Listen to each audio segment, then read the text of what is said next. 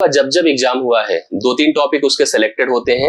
Examiners इन topic से प्रश्न जरूर बनाते हैं जो मैथ्स और रीजनिंग से रिलेट करते हैं, जिसमें सबसे पहले नाम डीआई का आता है। डीआई खुद ही स्पेसिफिक कॉम्बिनेशन है कई सारे चैप्टर्स का, जिसमें आपको लाइन डायग्राम के प्रश्न दिखते हैं, बार के दिखते हैं, पाई चार्ट के दिखते हैं, इनके मिसलेनियस कॉन्सेप्ट भी आपको दिखते हैं। आपने अगर पुराने प्रश्न पत्रों का सही तरह से ऑब्जर्वेशन किया होगा, स्टडी सही से की होगी, तो आपको जैसा बोर्ड में पीछे आपको दिख रहा है लाइन डायग्राम का स्ट्रक्चर, इस टाइप का प्रश्न आपको जरूर दिखा होगा। आप बताएंगे हमें वो किस ईयर में आपको दिखा था। मैं आज उस प्रश्न को भी शामिल करूंगा जिससे कि आप पैटर्न रिलेट कर सके। साथ साथ मैं इस पूरे प्रश्न को समझाने का एक सही अप्रोच, करने का सही अप्रोच आपको समझाऊंगा, जिससे कि आप लाइन डायग्राम का ये जो सिंपल कॉन्सेप्ट बेस्ड प्रश्न है वो भी अच्छे से हल कर पाए। वीडियो का नेचर रहा है कि जब भी वह डीआई का प्रश्न देता है 1 फिगर 1 क्वेश्चन बेस देता है। अक्सर किसी भी और अन्य एग्जाम की बात करें जहां पे स्टैटिस्टिक्स के पार्ट में डीआई आती है, वहां पर निश्चित तौर पर एक फिगर 4 से 5 प्रश्न इंक्लूड करता है, चाहे वो आपका यूपीएससी से होने वाली पेट का पेपर हो या लेखपाल का पेपर हो या कोई भी स्तरीय एग्जाम है जहां पर डीआई पूछा जाता है। एक फिगर 4 से 5 प्रश्नों का कॉम्बिनेशन होता है। लेकिन हम जिस पर चर्चा करने जा रहे हैं वह ऐसा नहीं है। यहाँ पर हम परीक्षा को दे रहे हैं वो पैटर्न डिफरेंट थोड़ा सा दे रहा है कि यहाँ पर 3 से 4 फिगर आपको देगा, बार डायग्राम भी दे देगा, लाइन डायग्राम भी दे देगा, पाई चार्ट भी दे देगा, बट एक फिगर पर केवल एक ही प्रश्न रहेगा। बट पैटर्न का कुछ कहा नहीं जा सकता है। हो सकता है कि वो जो पद्धति चली थी वो थोड़ा सा चेंज करके एक ही फिगर दे, 4 से 5 प्रश्न दे, ये भी अच्छी बात होती है। इसमें थोड़ा सा मैं किसी फिगर को अच्छे से एनालाइज करके 4 से 5 प्रश्नों को कर पाने में हम कॉन्फिडेंट भी हो जाते हैं। मैंने हालांकि इस फिगर के साथ 3 प्रश्नों को डिफरेंट कंडीशंस पर नोट किया है। मैं उसको एक्सप्लेन करूंगा, उसको करने का तरीका बताऊंगा। तो आइए सभी लोग तैयार हो जाइए, इस पूरे वीडियो को इन तक देखिए। आपको इस पाई चार्ट नहीं, डीआई का लाइन डायग्राम, ये आपको समझ में जरूर आएगा। मैं करने का सही अप्रोच बताऊंगा जिससे कि माध्यम से आप इसको रिलेट करके अच्छे से हल कर पाएंगे। और कभी भी एग्जाम में इस तरह का प्रश्न, इसकी वर्डिंग का प्रश्न, इसके नेचर का प्रश्न, भले डिजिट चेंज हो, पैटर्न एज इट इज आपको दिखेगा तो आप कॉन्फिडेंट रहेंगे और हल करके अपने आप को फील कर पाएंगे, अच्छा आप अनुभव करेंगे। तो सबसे पहले इस प्रश्न को पढ़ा जाए। नीचे दिया गया रेखा चित्र 7 विभिन्न माह में कारों के उत्पादन को 10,000 में दर्शाता है। The figure given below shows the productions in 10,000 of the car in 7 different months. Months are given like this. जनवरी फरवरी ना लिख करके M1 M2 थोड़ा कंफ्यूज करने की कोशिश करता है। M1 M2 M3 M4 M5 M6 M7 they are the 7 months. Productions in the 10,000, जैसे कि 25 है तो 25 गुणे अगर 10,000 करते हैं तो 2,50,000 कारें, 3,20,000 कारें, 1,80,000 कारें, 2,40,000 कारें, 3,60,000 कारें, 2,90,000 कारें और 3,80,000 कारें उत्पादित होती हैं अलग अलग महीनों में। जो 7 महीनों का इंफॉर्मेशन दिया है, डायग्राम आप देखते हैं तो आपका बढ़ता घटता है सिस्टम बताता है कि जैसे देखिए वो 25 से ज्यादा बढ़ा, 32 से कम घटा, फिर बढ़ा, फिर घटा, फिर बढ़ा। इस प्रकार से फिगर आपको प्रेजेंट किया जाता है। 3 प्रश्न, 3 अलग अलग प्रकार की कैलकुलेशन, तो तीनों से आप अपने आप को मजबूत करिए। पहला प्रश्न क्या है? M2 महीने में कारों का उत्पादन। आप M2 माह नोटिस कर पा रहे होंगे निश्चित तौर पर, ये है M2। कारों का उत्पादन अगर आप फोकस करिए तो कितना है बताएं? 32 का मतलब 3,20,000। फिलहाल हम 32 फोकस करके चलेंगे, यही से उत्तर हमारा आ जाएगा। M1 महीने के कारों के उत्पादन से कितने प्रतिशत ज्यादा है? M1 में आप देख रहे हैं 2,50,000 है, डिनोटेड बाई 25 इन 10,000। यहां से यह कितना ज्यादा है? कभी भी इस तरह का परसेंटेज कंपैरिजन पूछेगा तो आपको आसानी से 2 चीजों को ध्यान देना है कि कौन ज्यादा है, किससे ज्यादा है। और क्योंकि पूछा है कितना ज्यादा है तो निश्चित तौर पर जिससे ज्यादा है वह बेस हो जाएगा, जितना ज्यादा है वह डिफरेंस होगा। इन दोनों के बीच का डिफरेंस अगर देखो तो 25 7 32 होता है। कितना होता है? 7 32। तो 7 का फर्क है, गुणे आप 100 करो, परसेंट में बनाना है, डिवाइड बाय जिससे ज्यादा है उससे भाग करिए।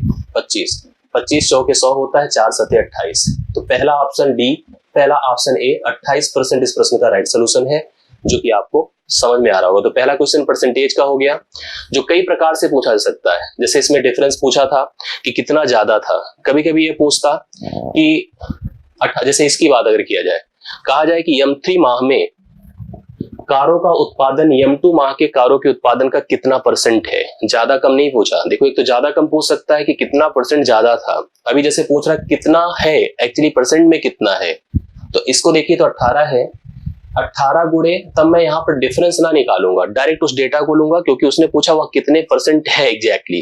तो 18 गुणे 100 बटा तब मैं 32 करता, 18 गुणे 100 बटा 32 करता, यहाँ पर 4 8 32 होता, 4 25 बार 100 होता, 2 चौके 8 होता, 2 9 18 होता, 25 9 225 होता, डिवाइड बाई 4 होता, डिवाइड बाई 4 होता, 4 पंचे 20 होता, 4 छंग 24 होता, 4 दूना 8 होता, 4 पंचे 20 होता, इतने परसेंट होता। हालांकि यह प्रश्न नहीं है, जो मैंने वर्डिंग बोली उसके बिहाफ पर बना प्रश्न है।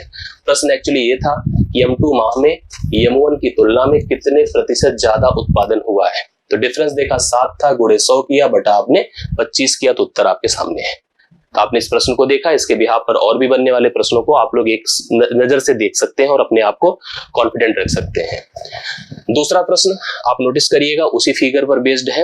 अब यहाँ पर पहला तो परसेंटेज का देखा, तो दूसरा देखिए क्या है। दिए गए 7 महीनों के लिए औसत मासिक उत्पादन। देखिए 3 कैलकुलेशन बहुत इंपॉर्टेंट होती है हर प्रकार की डीआई में। एक तो परसेंटेज, दूसरा एवरेज औसत जिसको कहते हो, तीसरा रेशियो। आई थिंक तीनों पर ही क्वेश्चंस हैं। यहाँ पर परसेंटेज आपने देख लिया, औसत करने जा रहे हैं। औसत को दिमाग में हमेशा के लिए रख लीजिए, कभी किसी कलेक्शन का औसत मतलब होता है सभी पदों का योग बटा पदों की संख्या। जितने पद होते हैं सबको जोड़ करके टोटल पदों की संख्या से भाग कर दीजिए, औसत निकल जाएगा। मेरे पास यहाँ पर देखिए प्रोडक्शंस है M1, M2, M3, M4, M5, M6, M7 अलग अलग मंथ्स में 25, 32, 18, 24, 36, 29 और 38। आपको अगर औसत निकालना है तो कंफर्म है कि योग बटा संख्या करना ही करना होगा। सबको जोड़िए। जोड़ने में भी कंफ्यूजन हो जाता है, भले आपको लगता है कि जोड़ घटाओ ये सब तो आसान प्रोसेस होती है, बट निश्चित तौर पर जोड़ने में भी कंफ्यूजन होती है। जोड़ना का भी इस तरह का डेटा हो तो आप टेबल बनाओ, ऐसा करो, फिंगर्स बनाओ, ऐसा कुछ मत करिए। मैं जैसे जोड़ रहा हूं बाई वर्ड आप मेरे शब्दों को सुनिए, वैसे ही जोड़िएगा। सबसे पहले देखिए सब 2-2 डिजिट के नंबर है, सबके 2 डिजिट में दहाई के अंक से जोड़ना शुरू करिए। इसको 20 बोलिए, 20 30 50, 50 10 60, 60 20 80, 80 30 110, 110 2 20, 130 और 130 30 160। 160 हो चुका है। प्लस देखिए ध्यान से, अब हम जो सिंगल डिजिट है इकाई के अंकों उनको जोड़ेंगे। 5 2 7, 7 8 15, 15 4 19, 19 6 25, 25 9 34, 8 42। अगर हम 42 जोड़ेंगे तो 40 जोड़ते ही 2, 200, 200 में 2 जुड़ेगा तो 202 हो गया। डिवाइड बाई मंथ है आपके 7 से भाग करिए, 7 दूना 14 हुआ, ठीक है। 14 6 20 होता है, 6 और 2 मिलके 62, 7 8 56 हुआ। 7 8 56 के बाद फिर 6 62, फिर वही आपके पास देखिए 7 8 56, 28.8। 28.8 यहाँ पर औसत है, जो कि अगर 10,000 में देखा जाए तो यहाँ पर इसने अमाउंट नहीं दिया, कभी कभी अमाउंट भी दे देता कि 28.8 को हमको 10,000 से गुणा करना पड़ जाता। अगर यहाँ पर लिखा होता कि टोटल उत्पादन है क्या, इस तरह से न दे करके अगर हम 10,000 से मल्टीप्लाई कर देते तो यह 288, 88 के बाद 4 जीरो लगाया जाता और एक अंक पे दशमलव लगाता तो 2,88,000 यहाँ पर अमाउंट आ जाता। राइट सोल्यूशन इस प्रश्न का करेक्ट आंसर हो जाता। आई होप आपको समझ में आया होगा, ठीक है। ये दूसरा हो गया जिसमें एवरेज को यहाँ पर टारगेट किया गया था। इस तरह के एवरेज के प्रश्न आएंगे, आप निश्चित तौर पर कर पाएंगे। अगला रेशियो का भी देखिए प्रश्न है और ऐसे रेशियो के प्रश्न पर भी आप लोग फोकस्ड रहिएगा। लिखा है M1, M2 तथा M3 महीनों का कुल उत्पादन M4 और M5 महीनों के कुल उत्पादन का अनुपात ज्ञात करो। तो फर्स्टली यहाँ पर हमें 3 मंथ्स रखने हैं, M1, M2 और M3, और दूसरा जो हमें रेशियो बनाना है किसका, M4 और M5 का। आइए हम इन दोनों के हिसाब से यहाँ पर वर्किंग करते हैं। First of all M1, M2, M3, M1, M2 और M3 तीनों को जोड़ दीजिए। 32 और 18 50 और 50 25 75, ते मान हो गया भैया 75। डिवाइड बाई देखिए M4 और M5, M4 और M5 को आप ऐसे टारगेट करिए 24 और 36, अगर जोड़ेंगे तो 60 होगा। तो 15 चौके 60 होता है, 15 पचे 75 होता है, 5:4 कहीं पर है। हाँ, बी ऑप्शन है इस प्रश्न का राइट सोल्यूशन है। तो इस तरह से डीआई के प्रश्न जो 3 अलग अलग कैलकुलेशन बेस्ड होंगे, 3 अलग अलग टर्म बेस्ड होंगे, आप उन पर फोकस होकर उनकी वर्किंग को समझिए, करिए और इस तरह के प्रश्नों पर हमेशा कमांड बनाए रखिए। मेरे ख्याल से प्रश्न पैटर्न आपको समझ में आया होगा। इस प्रश्न और पैटर्न से रिलेट करता प्रश्न एग्जाम में कैसे आया है वो आप तुरंत देख लीजिए, जिससे कि आपको एक कॉन्फिडेंस आ जाए। ऐसे ही डायग्राम का स्ट्रक्चर आपको देखिए फिगर में दिखेगा, जो आपको थोड़ा सा विजिबिलिटी का इशू होगा, लेकिन मे भी आपको सब स्पष्ट समझ में आ रहा होगा। निम्नलिखित पंक्ति ग्राफ 1994 से 2000 तक 7 साल की अवधि में मिथुन इंस्टीट्यूट में परीक्षा के लिए उपस्थित उम्मीदवारों की कुल संख्या से CAT परीक्षा उत्तीर्ण करने वाले उम्मीदवारों की संख्या का प्रतिशत दर्शाता है। कहा गया है कैसे, देखिए इसको प्रेजेंट जो किया गया है 1994, 95, 96, 97, 98, 99 और 2000। यदि 1998 में 98 मतलब दिस ईयर, और यहाँ पे प्रोडक्शन देखिए कितना है, मतलब यहाँ पर उपस्थिति कितनी 80। 98 में, अभी आपको थोड़ा सा बड़ा करके मैं समझा दे रहा हूँ, देखिए 98 में उपस्थिति टोटल कितनी है 80। लिखा है यदि 1998 में अर्हता प्राप्त क्वालिफाइड उम्मीदवारों की संख्या कितनी थी, यहाँ पर जो 80 से प्रेजेंटेड है इनकी संख्या थी 21,200। मतलब 1998 देखिए प्रेजेंट किया जाता है किसी एक डेटा से जो तुलना के लिए अप्लाई किया जाता है, लेकिन रियलिटी में इसने कहा था 1998 में जो लोगों की उम्मीदवारों की संख्या जो वहां पर अवेलेबल थी दैट वाज 21,200। इसने कहा तो उसी की तुलना में 1998 में उपस्थित उम्मीदवारों की संख्या क्या थी। हम लोगों को 1998 में अर्हता प्राप्त क्वालिफाइड उम्मीदवारों की संख्या अगर 21,200 दी गई थी तो 1998 में उपस्थित उम्मीदवारों की संख्या कुल कितनी थी। एक्चुअली आप ऐसे सोचिए कि यह परसेंटेज को दर्शाता है। ये परसेंटेज जैसे कि आपको 94 में कहेगा 30%, 95 में कहेगा 90% या 60, जो भी है यहाँ पर 50%, 96 में कहेगा 60%, 97 में बोला 50%, 98 में उपस्थिति कितनी थी 80% थी। आप कभी भी दिमाग में रखिएगा टोटल हमेशा क्या होता है भाई 100% होता है।